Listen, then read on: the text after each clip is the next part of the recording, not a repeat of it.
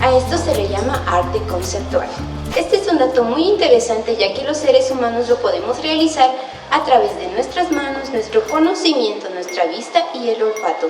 Es muy importante desde la textura, la forma, el sabor y el sentir que causa dentro de los seres humanos. Vamos a explicar cómo podemos realizar los chuchitos y cómo podemos encontrarle forma, sabor dentro del arte, como arte plástico, arte objeto y concepto.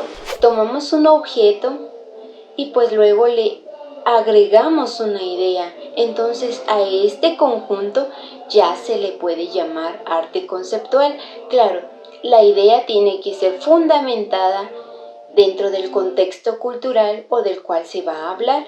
En este caso utilizaremos un chuchito. El arte conceptual es aquel que se enfoca en la idea del artista.